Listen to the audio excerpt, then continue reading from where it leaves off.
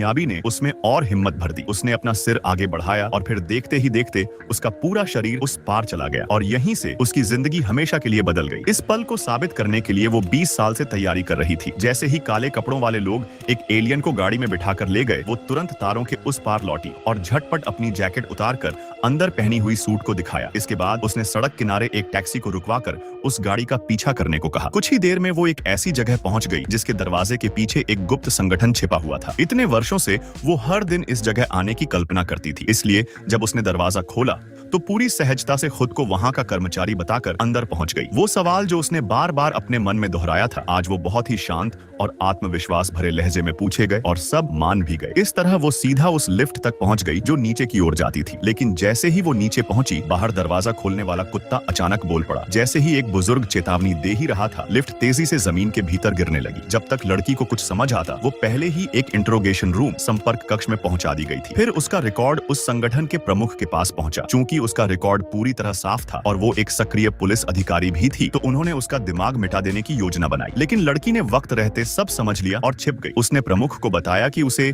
इस संगठन के बारे में पहले से पता था। असल में जब वो 5 साल की थी, उसने खुद देखा था कि कैसे उसके माता पिता की यादें मिटा दी गई थी। उस दिन उनके घर में एक एलियन आ घुसा था जो कि बहुत प्यारा और मासूम था। छोटी लड़की को उस पर दया आ गई और उसने उसे खिड़की से बाहर निकाल दिया। उसी दिन से उसने तय कर लिया कि वो बड़ी होकर इस संगठन का हिस्सा बनेगी। उसके इस जुनून को देखते हुए प्रमुख ने उसे एक परीक्षण का मौका देने का फैसला किया। हर परीक्षा में वो पास हो गई और इस तरह वो एक आधिकारिक मैन इन ब्लैक बन गई। उसे एक कोड नेम भी मिला और पूरी तरह से तैयार किए जाने के बाद प्रमुख ने उसे उसका पहला मिशन सौंपा। नए पहचान के साथ उसने एक नई जिंदगी की शुरुआत की। यह अनुभव जितना रोमांचक था, उतना ही अजीब भी। ट्रेन के बंद होने से ठीक पहले उसने एक बोलती हुई जूती देखी। जैसे ही वो अपनी सीट पर बैठी, ट्रेन अचानक से एक सुपर फ्यूचरिस्टिक वाहन में बदल गई। सुरक्षा बेल्ट अपने आप उसे जकड़ लेती है और ट्रेन की बाहरी बनावट भी बदल जाती है। तेज रफ्तार में वो ट्रेन सुरंगों में दौड़ने लगी और देखते ही देखते वो आधी दुनिया पार कर चुकी थी। ये अनुभव उसे रोमांच से भर देता है। लेकिन जैसे ही वो अपने गंतव्य पर पहुंची, उसका ध्यान उसके मिशन की याद दिलाने वाले नोटिफिकेशन पर गया। उसे याद आया कि वो यहाँ किस लिए आई है। फिर उसने चारों ओर देखा और एक दृश्य देखकर चौंक गई। इंसान और एलियंस एक साथ मिलजुल कर रह रहे थे। फिर उसकी नजर एक बड़ी स्क्रीन पर गई। वो वहाँ मौजूद एक अधिकारी से मिली जिसने बताया कि स्क्रीन पर जो लोग दिख रहे हैं, असल में वे सभी एलियन हैं। एक छोटी सी इंट्रोडक्शन सेरेमनी के बाद उसे उसका ऑफिशियल आईडी कार्ड मिल गया। उसे जगह से परिचित कराने के लिए एक सहयोगी ने उसे संगठन के इतिहास के बारे में बताया। उसी वक्त अचानक एक नया मोड़ आया। थॉर जैसा दिखने वाला एक हैंडसम आदमी वहां आया। इस दृश्य ने लड़की और उसके पास बैठी एक महिला का ध्यान खींचा। वो महिला जो खुद भी सुपर पावर रखती थी, अपना जादू दिखाने से खुद को रोक नहीं पाई। लड़की ने तय किया कि वो उससे पहले थॉर को अपना साथी बनाएगी। वो उसे ढूंढते ढूंढते एक कमरे में पहुंची जहां वो आदमी सो रहा था। उसने उसे जगाया और कहा कि वो उसका पार्टनर बनना चाहती है। क्योंकि उसके पास उसकी नींद का राज था, थॉर को उसकी बात माननी पड़ी। लेकिन यहीं से एक बड़ा खतरा शुरू हो गया। उन्हें एक खतरनाक मिशन पर भेजा गया जहां उनका सामना ट्विन मॉन्स्टर्स से हुआ। सड़कें लहरों की तरह उछलने लगी। वे दोनों तेजी से भागने लगे। थोर और मॉली ने गाड़ी से हाईटेक हथियार निकालकर हमला शुरू किया, मगर ट्विन एलियंस अपनी शक्ल बदलने में माहिर थे। यहाँ तक कि वो एक ट्रक को भी शील्ड में बदल सकते थे। गोली लगने के बावजूद उनका शरीर फिर से ठीक हो जाता। थोर ने गाड़ी के पार्ट्स से एक थॉमसन सबमशीन गन बना डाली। गाड़ी का टायर निकालकर मॉली को कवर फायर दिया ताकि वो वंगस को बचा सके। मॉली जब वंगस के पास पहुंची तो देखा कि वो मरने के कगार पर है। वंगस ने कहा, किसी को मत बताना, क्योंकि कुछ बातें ऐसी होती हैं जो ब्लैक सूट्स वालों तक भी नहीं पहुंचती। इतना कहकर उसने अपनी आखिरी सांस ली। उसी वक्त बड़ी संख्या में मैन इन ब्लैक वहां पहुंच गए। एलियन कातिल ने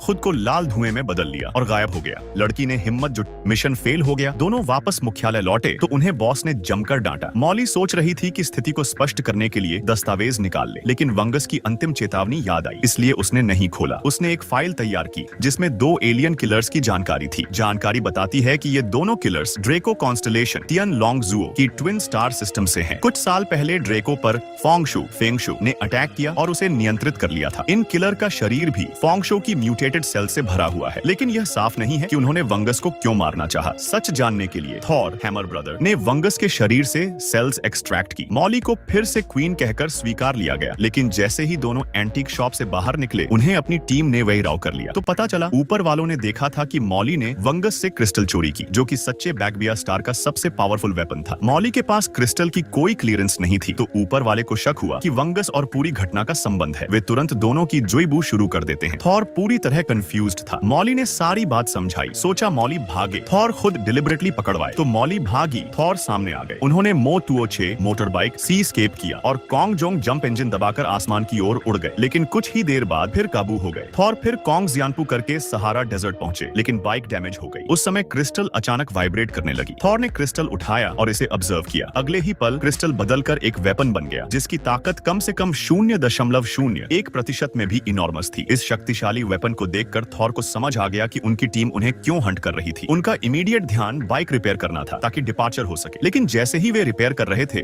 मोटर बाइक के कप होल्डर से एक लिटिल माउस क्रीचर निकलकर भाग गया। दरअसल यह मोटर बाइक किसी आर्म्स डीलर की थी और उसने पहले से जान लिया था कि दोनों स्टेलर वेपन लेकर हैं, इसलिए वह माउस क्रीचर से वेपन छीनवाने की योजना कर रहा था। माउस बोला कि रेसा बड़ी कीमत देगी। रेसा धरती की सबसे बड़ी आर्म्स डीलर है और मजे की बात ये कि वह थॉर की एक्स गर्लफ्रेंड भी है। बाइक ठीक होते ही थॉर रेसा के कास्टल पहुंचे। रेसा पावरफुल एलियन गार्ड रखते हैं। थॉर ने स्मॉल माउस क्रीचर को गिफ्ट में दिया ताकि वो सस्पेक्ट न करे, लेकिन जैसे ही रेसा क्रिस्टल पाई, उसने थॉर को हटवा दिया। थॉर चुप नहीं बैठा, 2 गार्ड्स को धकेलकर कंट्रोल रूम में घुस गया और सारे वेपन सिस्टम्स बंद कर दिए। उस बीच माउस सोल्जर ने लेजर गन से ग्लास वायल काटा और एस्केप करने लगा। ग्लास अचानक तोड़ गया और राइसा का ध्यान खींच लिया। मॉली ने मौका पाकर क्रिस्टल चुरा ली, लेकिन जैसे ही वह पलटने ही वाली थी, राइसा ने पकड़ लिया। अब जंग तय थी, मॉली विरुद्ध रीसा, जो 3 हाथों वाली पावरफुल एलियन है। थॉर वर्सेस टॉल ब्लू फर मॉन्स्टर। थॉर को थॉर हैमर मिला, लेकिन उसे मॉन्स्टरस क्रीचर ने पकड़ लिया और थॉर बेदम हो गया। इसी बीच मॉली ने रेसा की तीसरी हाथ को फंसाया और एक पावरफुल पंच से उसे गिरा दिया। थॉर को ब्लू मॉन्स्टर ने हॉल में घसीटकर लाकर पिस्तौल नोक पर लगा दी। थॉर की जान के खातिर मॉली को क्रिस्टल रेसा को देनी पड़ी। ब्लू मॉन्स्टर थॉर को मारने ही वाला था कि मॉली ने एक शब्द कहा और थॉर की यादों की गहराई में वो बात पहुंची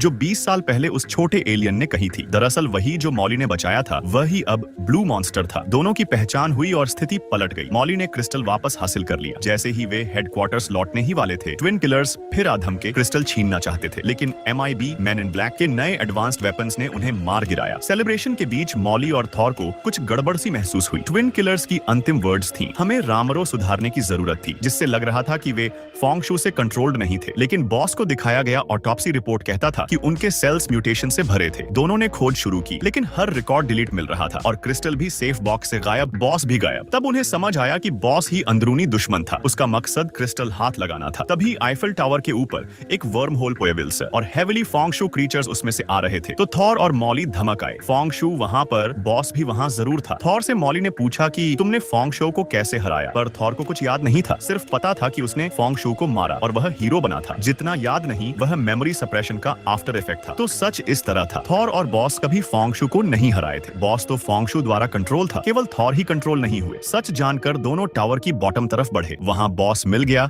जो अब काउंटलेस टेंटिकल्स फैलाए एक मॉन्स्टरस टेंटिकल क्रीचर बन चुका था। उसने वर्म होल खोला और फोंगशू को आने दिया। फोंगशू नियरली वर्म होल क्रॉस करने वाले थे, तभी दोनों इंटरवीन्ड। थॉर ने बॉस को रीजनिंग दी, लेकिन बॉस ने थॉर को ग्रैब किया। मॉली आई मदद को, लेकिन अनजाने में वह वॉर्टेक्स में गिर गई, पर लकी उस माउस सोल्जर ने उसे बचा लिया। थॉर ने बार बार कॉल किया। थॉर ही सेंसिटिविटी बॉस में लौटी। थॉर ने गोल्ड स्टोन नीडल तुरंत मॉली को सौंपी और मॉली ने वेपन ऊंचा ताक पर रखा। नीली लेजर बीम निकली और फोंगशू वापस वर्म होल। दोनों जल्दी हुई फे यन मी हो गए। Mission success. Man in black ने फिर से धरती को बचाया। थॉर ऑफिशियली लंदन ब्रांच का नया बॉस बना और मॉली को भी हायर अप्स द्वारा प्रमोशन मिली। थॉर